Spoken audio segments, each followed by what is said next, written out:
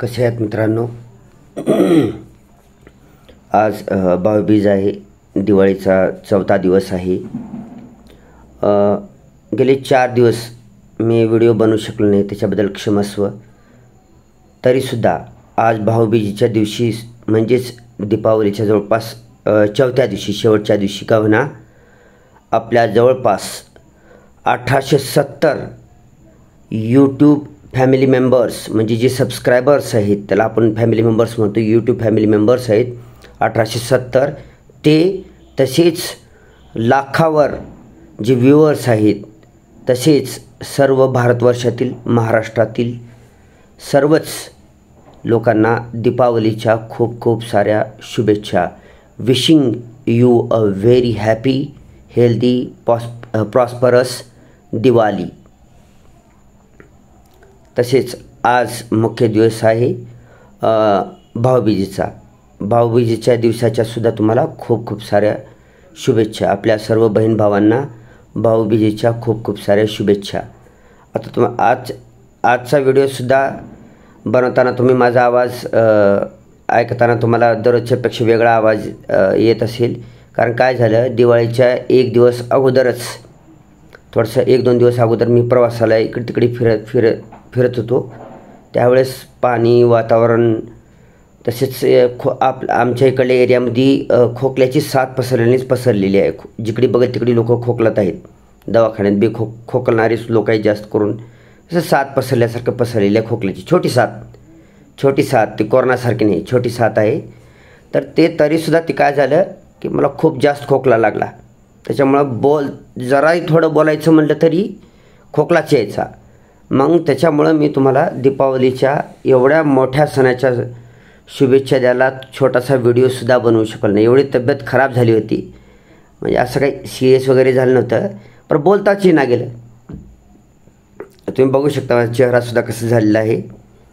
ते अँटीबायोटिक, सर्दीच्या गोळ्या, खोकल्याचं औषध पिऊन हाल झाले। ते आपल्याला कधी गोळी खाऊन माहिती नाही, कधी बिमार पडत नाही, दवाखान्यात पण गेलं नाही, परंतु मेडिकलहून खोकल्याचं औषध, सर्दीच्या गोळ्या, अँटीबायोटिक वगैरे घेऊन आलो आणि ते खाऊन थोडे 4 दिवसामध्ये थोडंसं आराम केला, गोळ्या खाऊन वगैरे। जास्त बाहेर पण फिरलो नाही, जास्त कोणते काही कामं पण केलं नाही, सुट्ट्या असल्यानंसुद्धा काही काम करायची गरज पडली नाही, ठीक आहे। त्याच्यामुळं दिवाळीच्या तुम्हाला त्या पहिल्या दिवशी शुभेच्छा न देऊ शकल्याबद्दल खूप खूप सॉरी, क्षमस्व, ठीक आहे। तुम्ही समजू शकता। आतासुद्धा माझा आवाज तुम्हाला कसं वाटत आहे की आतासुद्धा घसा बसलेलाच आहे। थोडं कमी झालं आहे थोडं।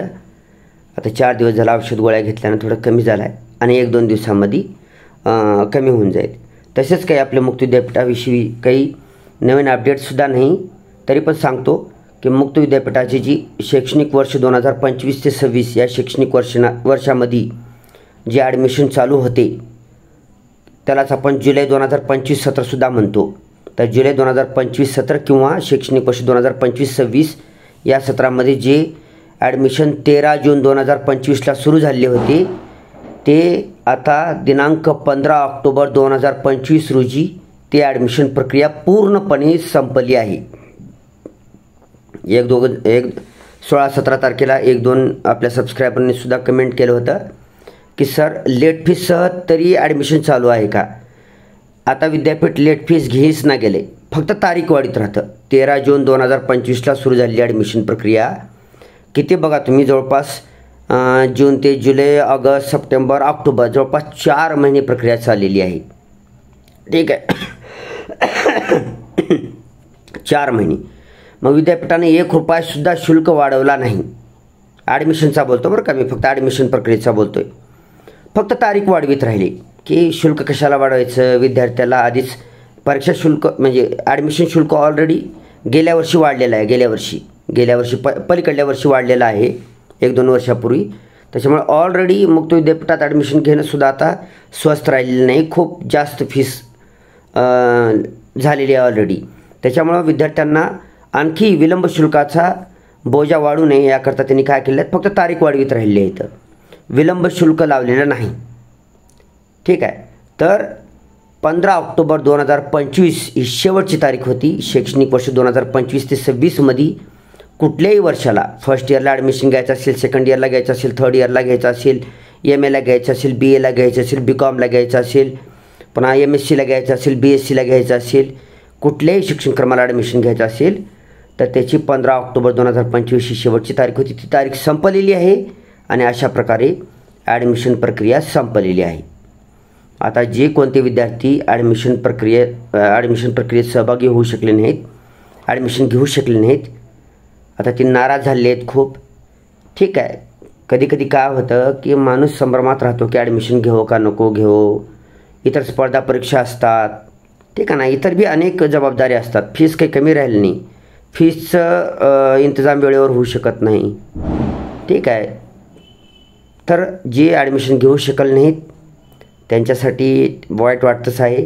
ठीक आहे. कारण आता विद्यापीठ किती तारीख वाढवू शकते, ही शेवटची तारीख वाढवलेली आहे, म्हणजे वाढवलेली होती ती 15 ऑक्टोबरला संपलेली आहे. आता काही ह्या सेशनमध्ये तुमचं ॲडमिशन होणार नाही, बंद झाली ती आता. ठीक आहे. तरी तुम्हाला एक उपाय सांगतो तुम्हाला. ह्या जुलै सेशनमध्ये तर तुमचं ॲडमिशन होणार नाही, परंतु जर एखाद्याला फर्स्ट इयरला ॲडमिशन घ्यायचं असेल, फर्स्ट इयरला न्यू ॲडमिशन कुठलंही असो, BA first year, MA first year, MBA first year, BSc first year, MSc first year, first इयरला न्यू ॲडमिशन असेल तर विद्यापीठानं काय केलेलं आहे की 2 सेशनमध्ये आता ॲडमिशन प्रक्रिया राबवायचं ठरवलेलं आहे. एक जुलै 2025 सेशनमध्ये आणि दुसरा असणार आहे पुढच्या वर्षी जानेवारी 2026 सेशन, जानेवारी 2026 सेशन. ठीक आहे.